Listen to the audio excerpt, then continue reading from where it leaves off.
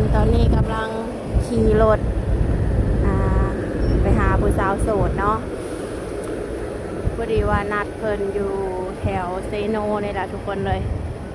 แถวโรงงานเนาะผูกเพิ่นกะอันนั้นน่าจะเป็นเพิ่นเนาะคนที่จอดรถจักรจังไรกะเข้าไปติดตามรับชมน้ำกันเนาะทุกคนเนาะสาวโสดผู้นี้สิเป็นจังใดโดยทุกคนเปิดภาพมากาอยู่กับผู้แสบผู้สาวแล้วเนาะโดยสบายดีเด้อ สบายดี โดยสบายดีเนาะมาพบพอกันครั้งแรกเนาะแนะนำชื่อในอยดู สบายดีเด้อสื่อแดง โดยอายุ27 ปี อายุ27 ปีแม่นอืมเคยมีครอบครัวบ่เคยสร้างมาแล้วแล้วก็แยกทางกันแล้วอืมีลูกนำกันบ่ยังบ่มีลูกโอ้ยังบ่มีลูกเนาะแม่นใช้ชีวิตคู่นำกันจักปีประมาณ5 ปี 5 ปีโอ้ก็ล้นเติบเนาะแม่นโดยเลิกลากันล้นแล้ว เลิกลากันประมาณปีปลายนี่แหละอืมประมาณปีปลายเนาะแม่นตั้งแต่ว่าเลิกลากับสามีนี่เจ้าก็บ่ได้ล้มไผบ่บ่มีคนลง บ่มีคนล้ม แม่น เพราะว่าผู้จบผู้งามปานนี้หรือว่าเจ้ามีสเปคตายตัวสเปคบ่มี บ่มีบ่ แม่นอืมถือว่าเป็นโสดมาในกะปีปลายแม่นบ่แม่นก็ยังบ่ได้เปิดใจลมกับไผยังบ่ได้เปิดใจเลย โดยคือมื้อนี้ก็ถือว่าออกมาเปิดใจเนาะแม่นคือทางเจ้านี่พร้อมสร้างครอบครัวเลยบ่พร้อมเลยแม่นบ่แม่นอืมต้องโอ้ลมกันประมาณจักเดือนถ้าเข้าใจกันประมาณ 2-3 เดือนก็สามารถสร้างครอบครัวได้อืมโดยในการสร้างครอบครัวนี่คือทางเจ้านี่อายุ27 ปีเนาะแม่นหลายคนที่สิเข้ามานี่เจ้าจำกัดอายุบ่ อายุบ่ได้จำกัดขอเพียงแต่ว่าเป็นรุ่นอ้ายก็ได้หั้นนะอืมรุ่นอ้ายแม่นประมาณจักปีบ่ได้จำกัดเลยว่าจักปีบ่จำกัดเลย รุ่นอ้ายแม่นรุ่นอ้าย28 29 30ขึ้นเมื่อเลยแม่นอืมมีได้50 60นี่มีบ่ได้บ่ได้เคยล่มอยู่บ่แต่บ่เคยหั้นนะบ่เคยล่มจักเทื่อแม่นรุ่นใหญ่นี่เนาะโอ้ถ้าว่ามีลมเข้ามานี่เจ้าก็สิพอเอาเพิ่นนี่เฮ็ดลูกเฮ็ดผัวได้บ่ได้บ่ติว่าเพิ่นสิเฒ่าเกินไปบ่บ่ติอืมเพราะว่าตอนนี้ก็อยากสร้างครอบครัวแล้วหั้นนะอืคือพร้อมแล้วเนาะแม่นโดยแบบนิสัยใจคอเพิ่นนี่เจ้ามักผู้ชายแบบใดมักผู้ชายที่เอาใจหั้นนะโดยเพราะว่าเคยลมมาน่ะมีแต่เฮาเอาใจเขาอืมฝ่ายเดียว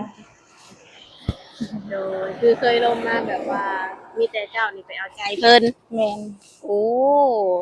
รอบนี้ก็เลยว่าขอเป็นคนที่แบบว่าเอาใจใส่แม่นอืมแบบหน้าตาหุ่นห้อยของเพิ่นนี่ได้เบิดบ่แนวใดก็ได้โดย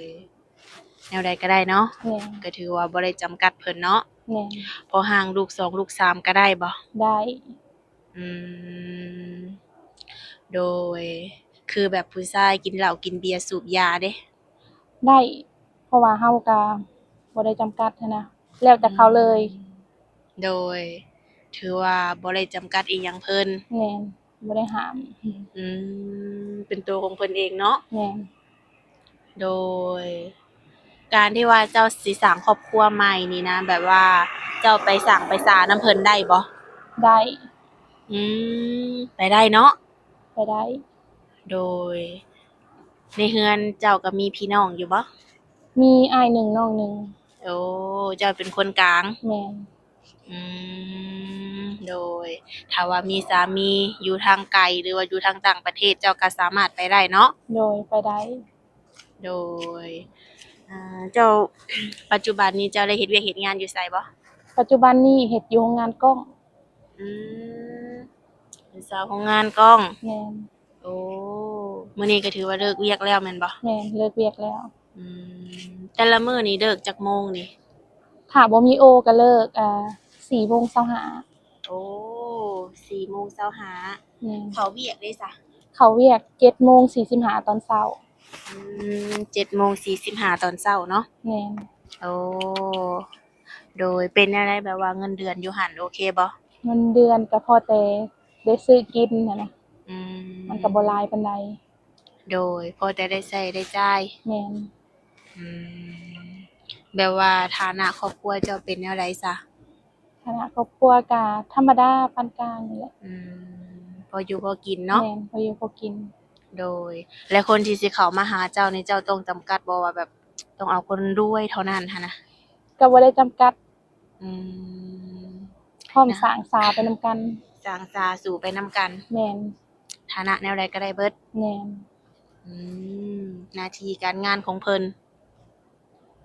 หน้าที่การงานแนวใดก็ได้นะ อืมโดยก็ถือว่าบ่มีข้อจำกัดเนาะ แม่น โอ้โดย ก่อนที่ว่าสิออกมาเปิดใจนี่คิดลนบ่ คิดประมาณ 3-4 เดือนพุ่นแหละ คิดลนคักเป็นแนวใดบ่กล้า บ่กล้าตื่นเต้นหั้นนะ ตื่นเต้นแน่ แต่นี่ก็ยังตื่นเต้นอยู่ โดยคือทางเจ้านี่เปิดใจมาได้จักมื้อแล้วนี่ เปิดใจมาได้ประมาณ2มื้อ 2 มื้อ แม่น มีและคนลมนี่ ยังบ่มี ยังบ่มีไผเลย แม่น จะมีทางติดต่อบ่ มีทาง LINE นั่นแหละกับ มี ทาง LINE เฟซ บ่ แม่น อืมแบบเจ้านี่สะดวกแจกแบบใดแจกหลังไม้แจกหน้าซ่อง แจกหน้าช่องก็ได้หลังไมค์ก็ เอา ได้ QR Line ขึ้นมาซะ QR Code Line เนาะ QR คือการที่ว่าเราเปิดใจหาคู่เนาะบางทีเพิ่นบ่สะดวกแอดมาหาทาง YouTube เพิ่นก็สิได้แอดมาหาเจ้าเลยเนาะ โดย โดย คือเฟซ Line นี่แจกได้เบิดทั้งสองบ่ แม่นได้หมดทั้งสอง อืม อันนี้คือ ID LINE ขออนุญาตเนาะเดี๋ยวทุกคนจะเป็น QR Code Line ของเพิ่นเนาะคนใดที่ว่ามักฮักเพิ่นอยากโอ้อยากลมอยากทำความรู้จักก็คือแอดเข้ามาได้เนาะเฟซเด้ขอเฟซ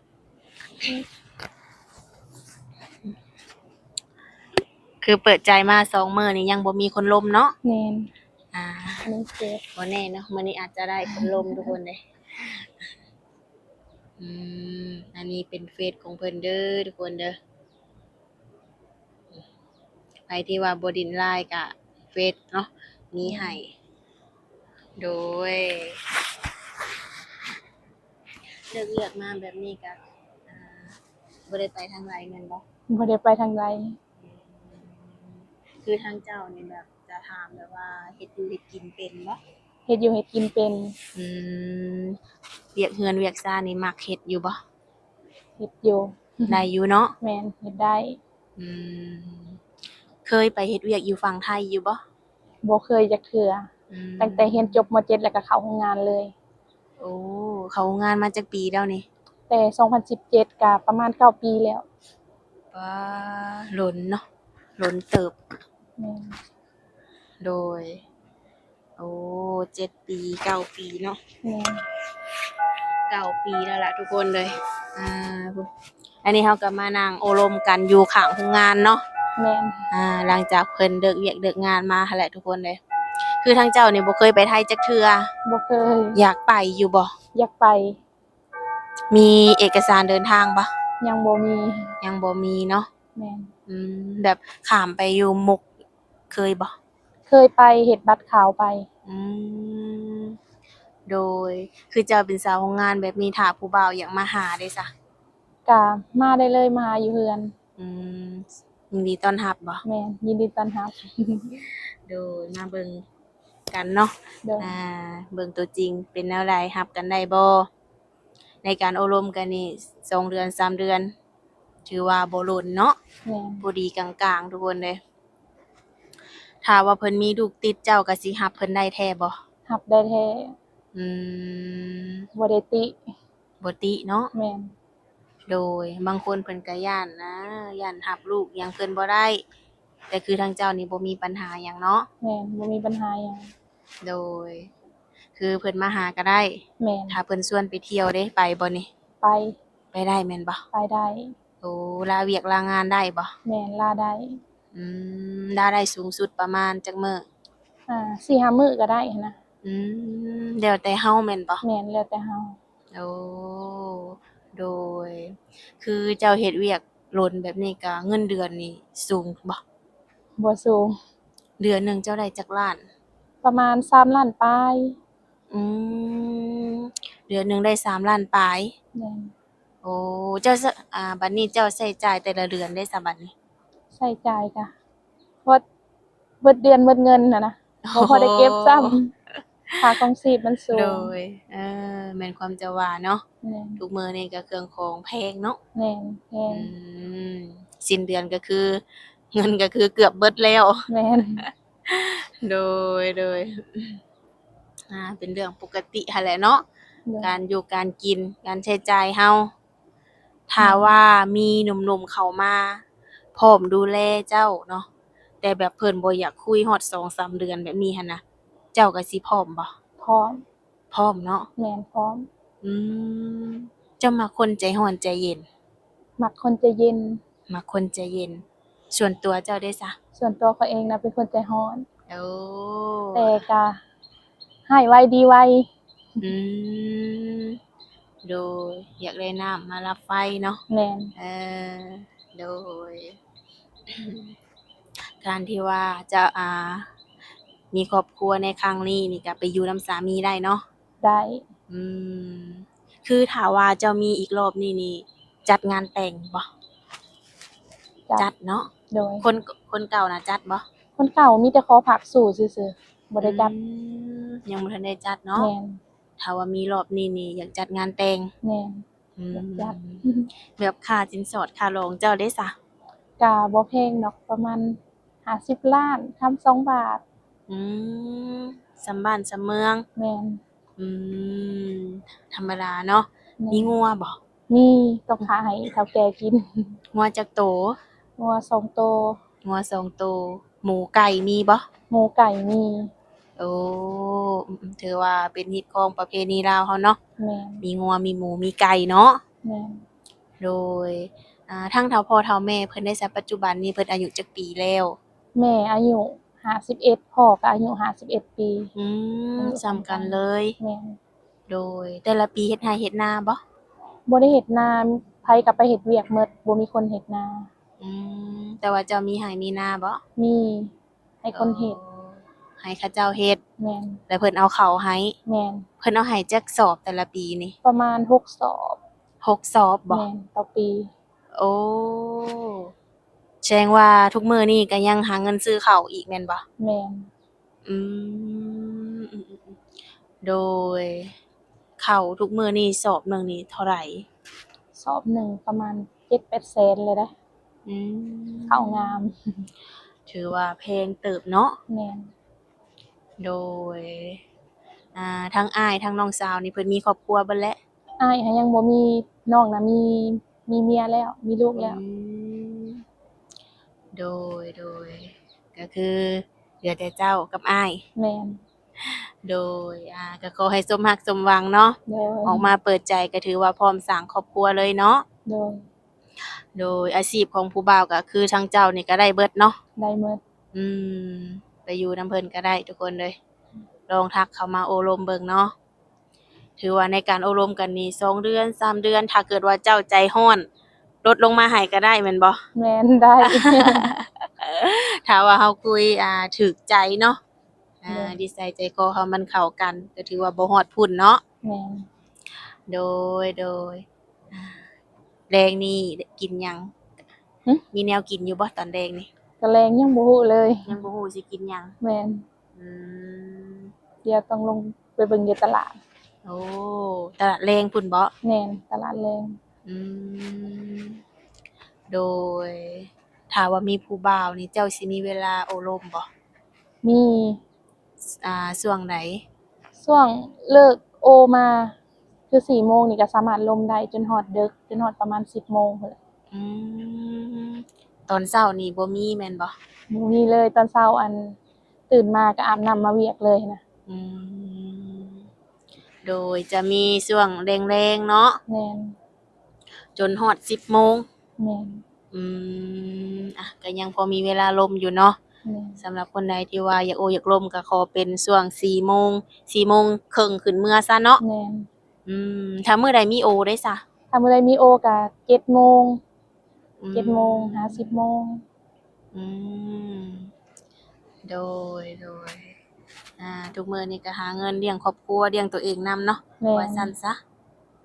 แบบพ่อแม่เพิ่นมีอาชีพบ่ซะ พ่อแม่ก็เฮ็ดเวียกโรงงานคือกัน อือยู่โรงงานบ่อนเดียวกันบ่ แม่น โอ้แสดงว่าในครอบครัวนี่อยู่โรงงานกล้องเบิดบ่ แม่น โอ้โดยก็ถือว่าแต่ละคนนี่ก็มีหน้าที่การงานอยู่เนาะ แม่น ฐานะก็พอดีพองามเนาะ แม่น พออยู่พอกิน โดยมื้อนี้ก็ถือว่าบ่มีหยังหลายเนาะทางติดต่อก็คือได้แจ้งในช่องแล้วเนาะให้ทางหนุ่มๆเพิ่นทักเข้ามา และคนใดที่ถูกใจเจ้าก็คือเจ้าต้องเป็นคนโอ้คนลมเองเนาะ โดย ว่าสิเป็นแนวใดการล่มกันสมมุติว่าล่มเพิ่นทักมาปุ๊บนี่ข่อยมาหาได้บ่แบบนี้ได้ซะ ได้เลย ได้เลยบ่ แม่น โอ้ถือว่าใจเกินร้อยเนาะ แม่นเพราะว่าโสดเกิน100หั้นนะ โดยโสดมาปีปลายปัจจุบันนี้พร้อม พร้อม เกินร้อย แม่น อยากมาหาก็มาได้เลย ได้ โดยหวังว่าสิถูกใจหนุ่มๆบ่น้อยก็ได้เนาะเพราะว่าส่วนใหญ่นี่หายากเลยผู้สาวที่ว่าคุยปุ๊บอยากมาหานี่พร้อมนี่เนาะจังใดก็ให้สมรักสมหวังเนาะ โดย ให้พบพ่อเนื้อคู่พบพ่อคนดีๆเข้ามาในชีวิตเนาะ โดย ถ้าว่ามีหยังเพิ่มเติมทางเฮาก็สิได้มาหาใหม่เนาะ โดย โดยไว้พบพ่อกันในคลิปหน้าเด้อ โดย โดยสบายดี สบายดี